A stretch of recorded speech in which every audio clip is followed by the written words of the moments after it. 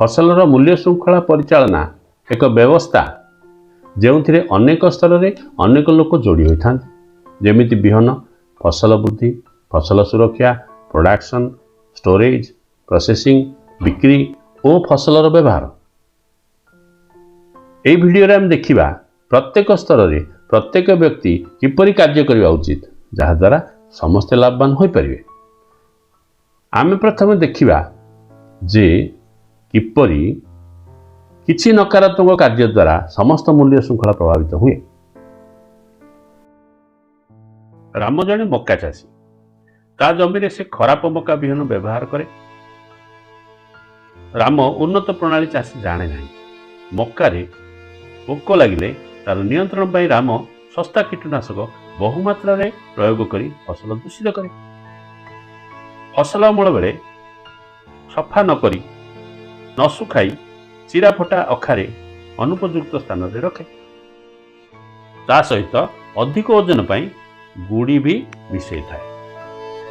बेपारी रामर फसल को कम दाम धार्य करे किंतु राम एथिरे अराजी होई अधिक दाम दाबी करे।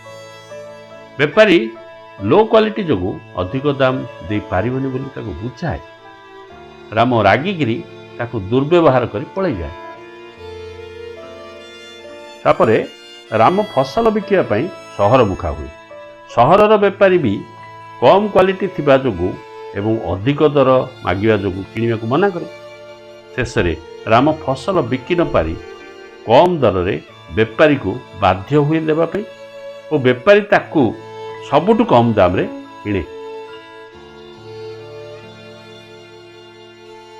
बेपारी जिनिस नहीं मिल को गले मिल वाला बहुत कम दर रे किणे जो बेपारी लाभ पाई पारे नाही। मिल वाला अपमिश्रित फसल जोगु पेशिबा आगरू फसल सफा करे और सुखाए। तापरे पेशी अट्टा को बाजार रे बिक्री पे पठाए। खराब क्वालिटी जोगु ग्राहक किनिबा को इच्छा करे नाही। शेष रे केही जणे कम दाम रे किनिबा पे राजी हुअंती। नैथिबा अट्टा को रोषेई कले गृहिणी असंतुष्ट हुअंती कारण अट्टारे बाली बाजिबा जोगु पिलार पेट खराब हुए।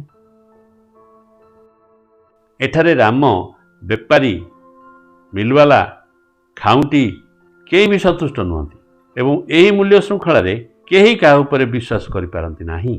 फल खराब उत्पादन जोगु केही भी लाभवान होई पारंती नाही। एही स्थिति को आमे उन्नति करिया किपरि। द्वितीय उदाहरण रे आमे सकारात्मक भावे आदाय कले एहार प्रभाव मूल्य श्रृंखला उपर किपरि पड़िଥାଏ ताहा देखिबा। श्याम भी जड़े मक्का चाषी भल बिहन व्यवहार करने सह उत्तम तथा आवश्यक मुताबक चाष प्रणाली कीटनाशक प्रयोग द्वारा भल फसल आदाय हुए।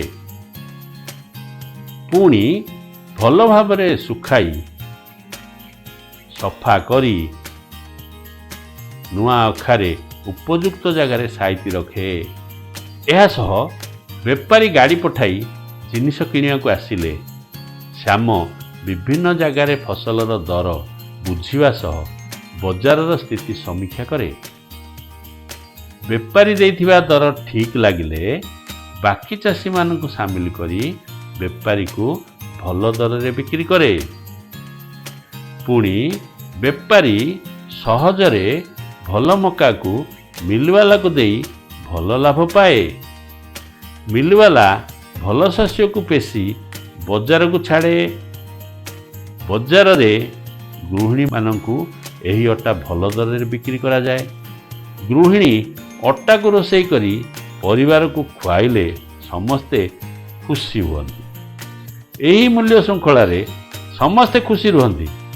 भल चाष प्रणाली भल अमल परवर्ती परिचालना भल प्रक्रियाकरण जोगु उत्तम मूल्य श्रृंखला संभव हुए। एठारे चाषी बेपारी मिलवाला गृहिणी भितर एक विश्वासर बलय तैयारी हुए। तृतीय चाषी बेपारी मिलवाला और खाउंटी भितर उत्तम बुझाबणा रही है। यह ही उत्तम मूल्य श्रृंखला अटे।